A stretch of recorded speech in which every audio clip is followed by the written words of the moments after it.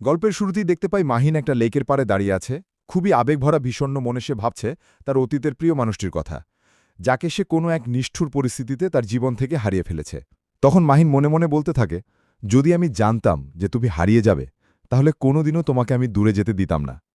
ঠিক তার পরের দৃশ্যে দেখতে পাই একটা রেলওয়ে স্টেশনে মাহিনের স্ত্রী আর তার ৫ বছরের মেয়ে মাহিনের জন্য অপেক্ষা করছে। তখনই মাহিন তাদের কাছে আসে আর জিজ্ঞেস করে, কি হলো, তোমরা এখনও ট্রেনে উঠোনি? আর লাগেজগুলো তোলার জন্য আমি যাকে পাঠালাম সে এখনও আসেনি? তখন তার স্ত্রী বলে, কই, কেউ আসেনি তো। তখন মাহিন বলে, অফিসের সব লোকই এমন, পাঠাই এক স্টেশনে আর তারা যায় অন্য স্টেশনে। তখন মাহিনের স্ত্রী মজা করে বলে, তাই নাকি? তুমিও তো একই রকম, তুমিও তো ঠিক স্টেশনে পৌঁছাতে পারোনি। এই কথা শুনে মুহূর্তেই মাহিনের মনটা খারাপ হয়ে যায়। তখন মাহিন ভারাক্রান্ত মনে একটা দীর্ঘশ্বাস ফেলে আর বলে, সত্যি তো বলেছ, আমি যে স্টেশনে পৌঁছাতে চেয়েছিলাম সেই স্টেশনে তো আমি কখনোই পৌঁছাতে পারিনি। মাহিনের মুখে এইভাবে কথাটা শুনে মাহিনের স্ত্রী বুঝতে পারে যে সে তার কথায় কষ্ট পেয়েছে। তাই সাথে সাথে মাহিনের স্ত্রী তার কাছে মাপ চায় আর বলে, আমি কথাটা এইভাবে বলতে চাইনি। মাহিন বলে, আচ্ছা বাদ দাও, চলো ট্রেনে উঠি। তারপর তারা ট্রেনে উঠে যায়। মাহিন তার স্ত্রী আর বাচ্চাকে কেবিনে রেখে ট্রেনের দরজার সামনে এসে দাঁড়ায় স্মোকিং করার জন্য। ঠিক তখনই সে দেখে এক মেয়ে চলন্ত ট্রেনে ওঠার জন্য দৌড়াচ্ছে আর মাহিনের দিকে হাত বাড়িয়ে দিচ্ছে যেন সে মেয়েটিকে টেনে ট্রেনে তুলতে পারে। সাথে সাথে মাহিন মেয়েটিকে ট্রেনে তোলে। ঠিক তখনই মাহিন কল্পনা করে মায়ার কথা, যাকে সে ৫ বছর আগে একইভাবে ট্রেনে উঠিয়েছিল। মায়ার এই অসাধারণ মায়াভরা চোখের চাহনি দেখে মাহিনের মনে সাথে সাথে মায়ের প্রতি একটা ভালো লাগা শুরু হয়ে যায়। মায়া মাহিনকে ধন্যবাদ জানায় আর বলে, আপনি না থাকলে হয়তো আজকে আমি ট্রেনটা মিস করতাম। তখন মাহিন মায়ার সাথে নানান কথা শুরু করে। কথায় এক পর্যায়ে মায়া মাহিনকে বলে, তাড়াহুড়ো করে সিএনজি থেকে ট্রেনে ওঠার সময় রাস্তা আমার পার্সটা পড়ে গেছে, যেটাতে আমার ট্রেনের টিকিটও ছিল, তাই আমার সিট কোনটা বুঝতে পারছি না। তখন মাহিন বলে, এটা কোনো বিষয় না, আপনি একটু ওয়েট করুন, আমি এক্ষুনি আপনার জন্য সিটের ব্যবস্থা করছি। তারপর মাহিন মায়াকে একটা কেবিনের সিটের ব্যবস্থা করে দেয়। তখন মায়া বলে, আপনি যদি টিকিটের টাকা নেন তাহলে আমি বসতে রাজি আছি, নইলে আমি পরে স্টেশনেই নেমে যাব। তখন মাহিন মায়াকে বলে, আচ্ছা আপনার ফোন নাম্বারটা আর বাড়ির ঠিকানাটা দিন, আমি একদিন গিয়ে টাকা নিয়ে আসব। তখন মায়া বলে, আমি তো মোবাইল ব্যবহার করি না, আপনি বাড়ির ঠিকানাটা নেন। তখন মাহিন সাথে সাথে বাড়ির ঠিকানাটা নোট করে রাখে। এরই মধ্যে মাহিনের দিকে মায়ার অপলক দৃষ্টিতে তাকিয়ে থাকা এটাই বুঝায় যে মায়াও মনে মনে মাহিনকে পছন্দ করে ফেলেছে। ঠিক তার পরে স্টেশনেই মায়া নেমে যায়। এদিকে মাহিন দাঁড়িয়ে দাঁড়িয়ে মায়াকে নিয়ে কল্পনার বিভোর হয়ে আছে আর অলরেডি মায়াকে নিয়ে তার কল্পনার জগৎটি সুন্দর করে সাজাচ্ছে। মায়াকে এক নজর দেখার জন্য মাহিনের মনটা ছটফট করছে, তাই সে আর দেরি না করে পরের দিন সকাল সকাল চলে যায় মায়াদের বাড়ি। মায়াদের বাড়িতে যাওয়া মাত্রই মায়ের মা মাহিনকে তার ট্রেনের ভাড়া দিয়ে দেয় আর বাকি ১ টাকা ফেরত দিতে বলে।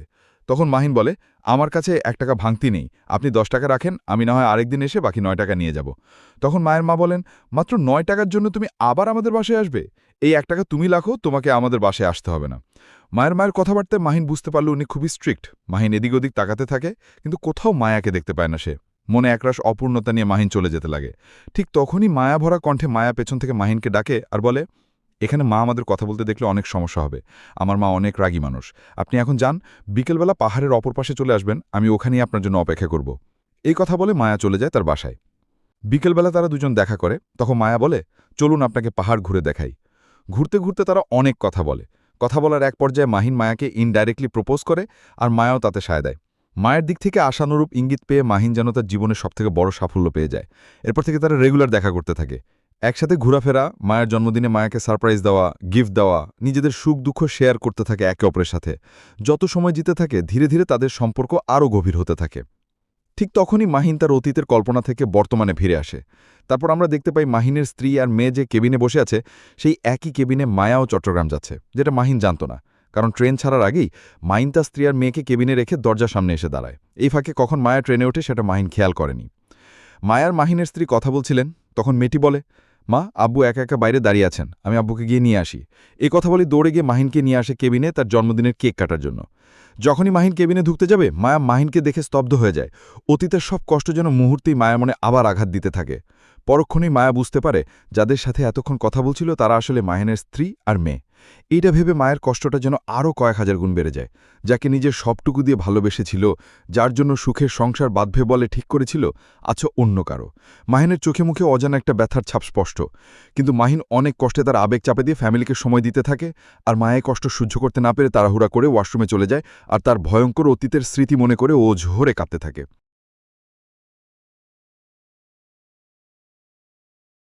তখন মায়া তার অতীত কল্পনা করে, যেখানে আমরা দেখতে পাই মায়ার জন্য ছেলে দেখা হচ্ছে। দেখতে এসেই ছেলেপক্ষ মায়াকে আংটি পরিয়ে দেয় আর যেহেতু মায়ের পরিবার আর ছেলেদের পরিবার পূর্ব পরিচিত, তাই তারা বেশি সময় না নিয়ে আগামী শুক্রবার মায়ের বিয়ের তারিখ ঠিক করে ফেলে। সেই পরিস্থিতিতে মায়ের কিছুই করার ছিল না। তখন মায়া মাহিনকে দেখা করে সবকিছু খুলে বলে আর কাঁদতে কাঁদতে মাহিনকে বলে, এই কদিনে আমি তোমাকে অনেক বেশি ভালোবেসে ফেলেছি মাহিন। তোমাকে ছাড়া আমি থাকতে পারবো না, আর আমার মা আমাদের এই সম্পর্ক কোনোদিনও মেনে নিবে না। তখন মাহিন বলে, তাহলে এখন আমরা কি করব? তখন মায়া বলে, চলো আমরা পালিয়ে বিয়ে করে ফেলি, এছাড়া আমাদের আর কোনো উপায় নাই। মাহিনদ মায়াকে ভীষণ ভালোবাসত, তাই মাহিনও সাথে সাথেই রাজি হয়ে যায়। তখন মায়া বলে, আগামী শুক্রবার আমি স্টেশনে তোমার জন্য অপেক্ষা করব, তুমি আসবে তো? মাহিনও মায়াকে কথা দেয় সে আসবে। পরের দৃশ্যে আমরা দেখি মায়া তার ফ্রেন্ডদের সাহায্যে নিজের বিয়ে থেকে পালিয়ে আসে আর স্টেশনে অপেক্ষা করতে থাকে মাহিনের জন্য। কিন্তু অনেকক্ষণ অপেক্ষার পরও মাহিন আসে না। তখন মায়া পাগলের মতো এদিক ওদিক ছোটাছুটি করে আর সবাইকে জিজ্ঞেস করে মাহিন নামে কোনো ছেলেকে দেখেছে কিনা। অনেক খোঁজার পর মায়া বুঝতে পারে মাহিন তার সাথে ছলনা করেছে। মিথ্যা প্রেমের ভরসা দিয়ে মাহিন তাকে এই করুণ পরিস্থিতিতে ফেলে চলে গেছে। মায়া ওঝরে কাঁদতে থাকে আর ভাবতে থাকে, যার জন্য সে নিজের পরিবারকে ছেড়ে এসেছে, কিভাবে সেই মানুষটা এইভাবে ভালোবাসার নামে তাকে ঠকাতে পারে। এতক্ষণে ট্রেন তার গন্তব্যে চলে এসেছে।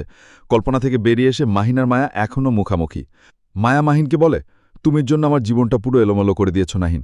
আমি তোমার জন্য স্টেশনে কত অপেক্ষা করেছি সেদিন, কিন্তু তুমি আসোনি। সেদিন বাসা থেকে আমার পালিয়ে আসাটা মা মেনে নিতে পারেনি। সেই দুঃখে আমার মা স্ট্রোক করে চিরতরে চলে গেছেন। না ভেবাম ভালোবাসার মানুষ, না রাখতে পারলাম আমার মাকে। তুমি তো দিব্যি তোমার বউ বাচ্চা নিয়ে সুখে সংসার করছো, তাহলে কেন আমার সাথে প্রেমের ছলনা করে আমার জীবনটা নষ্ট করে দিলে মাহিন? তখন মাহিন কাঁদতে কাঁদতে বলে, আমি সেদিন তোমার কাছেই আসছিলাম, কিন্তু হঠাৎ একটা গাড়ি এসে আমাকে ধাক্কা মারে। পরে আর আমার কিছু মনে নেই। তারপরের দিন জ্ঞান ফেরার পর দেখি আমি হাসপাতালে ভর্তি, আর আমার একটা পা বিকল হয়ে গেছে। তখন তোমার কাছে আসার মতো অবস্থা ছিল না আমার। আর তুমি মোবাইলও ব্যবহার করো না যে তোমাকে ফোন করে জানাবো। ৩ মাস হাসপাতালে থাকার পর হাসপাতাল থেকে বেরিয়েই তোমাকে খুঁজে তোমাদের বাসায় গিয়েছিলাম, কিন্তু গিয়ে দেখি তোমরা অনেক আগেই ওই বাসা ছেড়ে চলে গেছো। তারপর অনেক খুঁজেছি, কিন্তু কোথাও খুঁজে পাইনি তোমাকে। তারপর মায়া বলে, যাই হোক, এত বছর পর তোমার সাথে দেখা হয়ে ভালোই হলো। অন্তত এখন আর আমাকে আমার ভালোবাসার মানুষের জন্য অপেক্ষা করতে হবে না, কারণ আমি যাকে ভালোবাসতাম, যার অপেক্ষায় আমি ছিলাম, সে তো বিয়ে করে সংসারী হয়ে গেছে। তোমার জন্য দোয়া করব মাহিন, বউ বাচ্চা নিয়ে অনেক সুখে থেকো। এ কথা বলে মায়া চলে যাচ্ছিল। ঠিক তখনই মাহিনের স্ত্রী মায়াকে ডেকে বলে, আপনি কেমন মেয়ে বলেন তো, নিজের ভালোবাসার মানুষকে একটু চিনতে পারলেন না? মাহিন আপনাকে অনেক ভালোবাসে, আর মাহিন এখনও বিয়ে করেনি। এখনও সে তার হারিয়ে যাওয়া ভালোবাসার মানুষের জন্য অপেক্ষা করছে। মায়া তখন অবাক হয়ে বলে, আপনি কি বলছেন আমি কিছুই বুঝতে পারছি না। আপনি মাহিনের স্ত্রী না? তখন মেয়েটি বলে, না, আমি মাহিনের বড় ভাইয়ের বউ, আর মায়াফুল মাহিনের ভাতিজি। মায়াফুল তার ক্যাচ্চুকে আব্বু বলে ডাকে, আর এই মায়াফুল নামটাও মাহিনী দিয়েছে ভালোবেসে আপনার নামের সাথে মিল রেখে। মাহিনী এখনও আপনার জন্য অপেক্ষা করছে মায়া। কথাগুলো শোনার পর মায়া আর নিজেকে সামলে রাখতে পারেনি। মায়া দৌড়ে গিয়ে মাহিনকে শক্ত করে জড়িয়ে ধরে। অনেক ব্যথার পর মায়া তার হারিয়ে যাওয়া ভালোবাসার মানুষকে ফিরে পেয়েছে। এবার আর তাকে কোথাও হারিয়ে যেতে দিবে। ভিডিওটি ভালো লাগলে একটা লাইক দিবেন, আর নাটকটি আপনার কাছে কেমন লেগেছে অবশ্যই কমেন্ট করে জানাবেন। আর এই রকম নতুন নতুন নাটকের এক্সপ্লেন ভিডিও পেতে আমাদের চ্যানেলটি অবশ্যই সাবস্ক্রাইব করে রাখবেন। ধন্যবাদ।